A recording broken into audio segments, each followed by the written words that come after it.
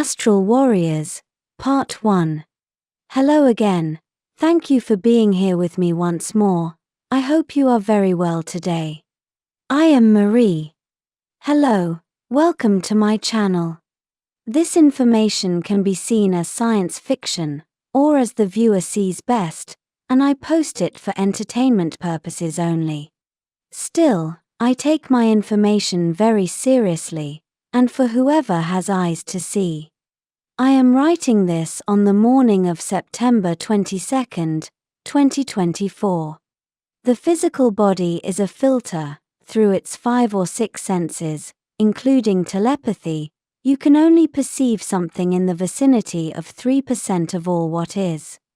As I said in one of my recent videos about astral thoughts, I didn't know how anyone could calculate such a percentage, taking into account that the astral is immense, where each individual who can access it can only perceive what is in the range of its own consciousness and awareness, which is what dictates his or her vibration.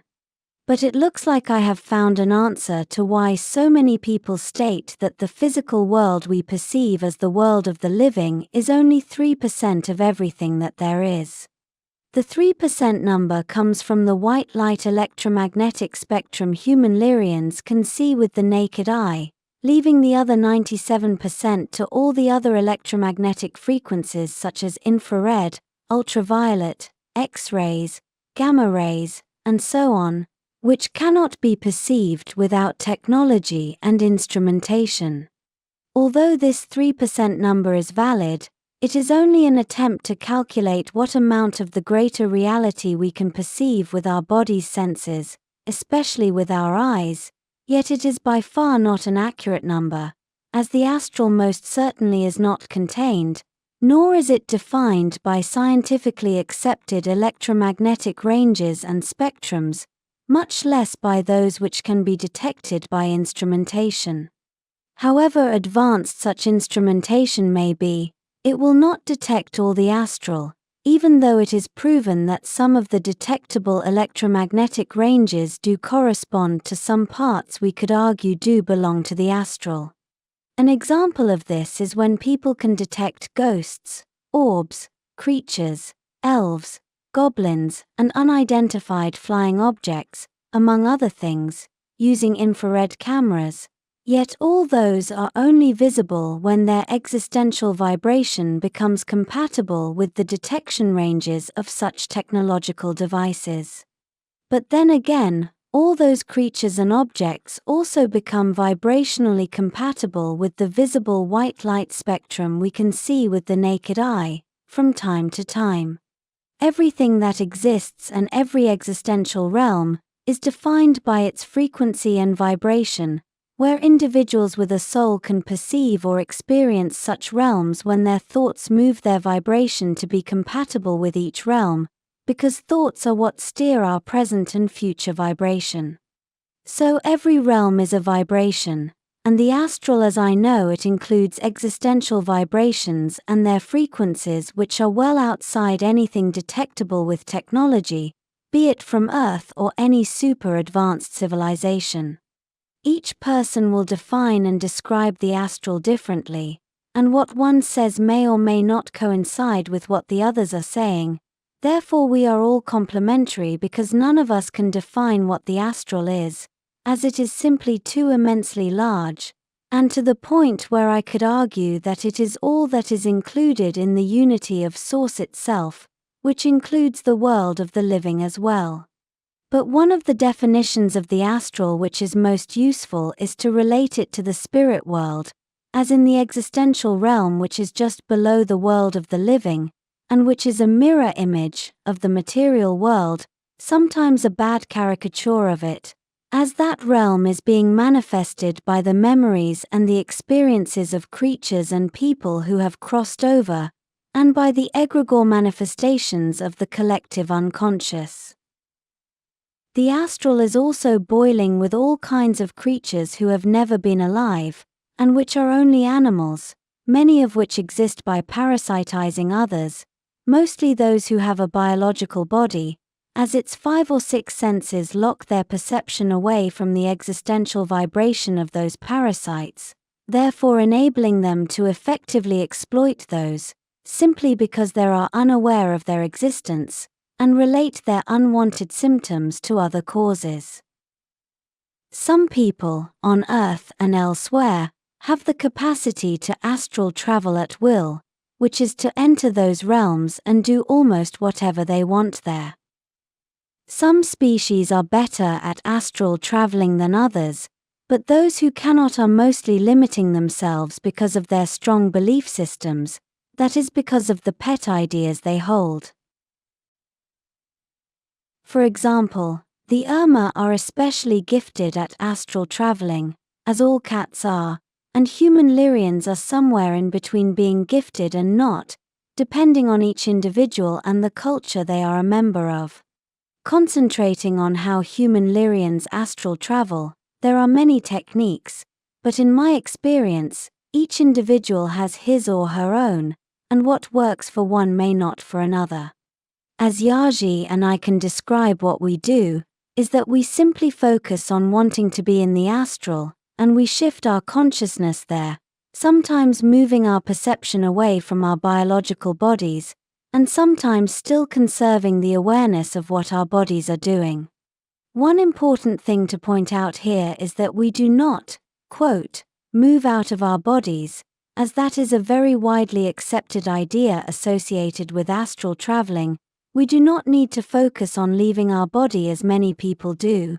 We simply take it with us in our minds, as we do not perceive our physical bodies to be any kind of impediment to jump into the astral.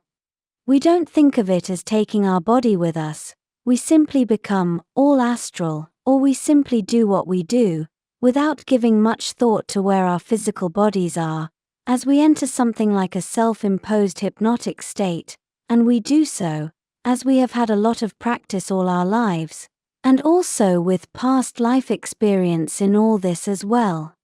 This is taken much to the extreme by Yazhi Sophia, who can, well, most of you know what she can do, and I'll leave it there for now here. I know what I just said may not be very useful to you who may be looking for a method to astral travel. I am just describing how Yazhi and I do it in a few words, but in a future video, I will share with you techniques for astral travel which I may find useful. Many people can astral travel, at will and naturally, and ultimately, every one of us astral travels just about every day, when we dream, because the oniric worlds are nothing more than the astral. Some people may place dream worlds in another realm, but that is very subjective, as realms depend on the perception capacity of each individual soul. They depend on their consciousness and awareness, just like any other realm.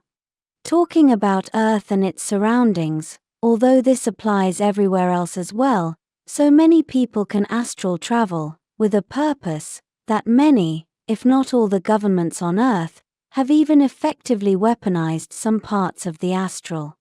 This is hidden from the general public, of course, although several other people online are already discussing this subject and sharing whatever they know with the general public. This is important for me, because no matter how extreme it may sound, I am not making this up. I am only informing you of what is out there. As I described in other videos, creatures and entities on the side of the spirits do form groups and gangs. Well, government-sponsored top-secret projects within the military and intelligence community have developed special operations operators, members of special forces, whose task is to astral travel and serve several purposes there, most of which are the astral side of the spirit's equivalent of any other special operations task force on the side of the living.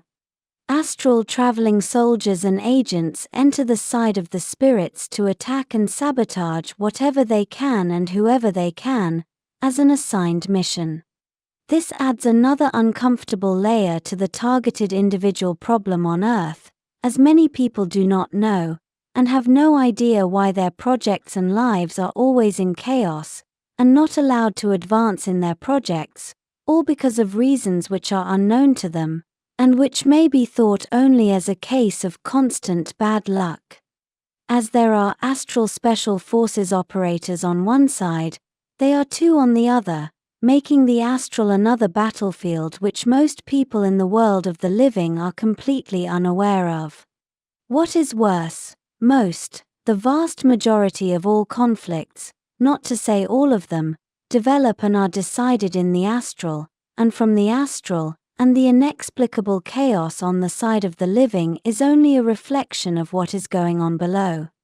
As we've said before, the reason for war is war itself. All the other official reasons are only excuses. There are all kinds of battles going on in the astral all the time, and this is far from anything new, as this is as old as time itself. There are not only battles of one side of astral special operations forces against those of rivaling groups. Most of the battles there are against forces which are classified as demonic forces, and their gangs, groups and organizations, and even against dangerous and invasive astral animals, many of which are egregores and manifestations of the darkest ideas of the human collective unconscious. As there is evil so there is good, and many people, classified as astral warriors, go down there and do their best to counteract and contain evil forces, whatever they may be. Some astral warriors are military, and part of super-secret sub-organizations that belong to governments, but others are superstar seeds who go down there on their own will, and under their own self-imposed tasks and missions. Many normal people, with normal and even pathetic jobs in the world of the living, when they go to sleep at night, turn into fierce opponents of evil forces, and they do so because of prenatal, pre-incarnation agreements, where their job and life mission is vastly unseen from the limited point of view of the world of the living. And most of them do not even remember what they did at night, or why they woke up so tired when they were asleep for many hours. Well, this is why. Many people in the world of the living are wondering what their life mission may be, thinking of themselves as useless, a failure, and without a real purpose, yet their real reason to be on earth, and their true influence was never meant to be seen from the side of the living, as what really matters, and where the really transcending things occur is on the astral side, particularly on the lower astral. Dreams are never just dreams, they are not only reflections of our deepest unconscious, there is a lot more to them, especially those that we, or you, do not remember.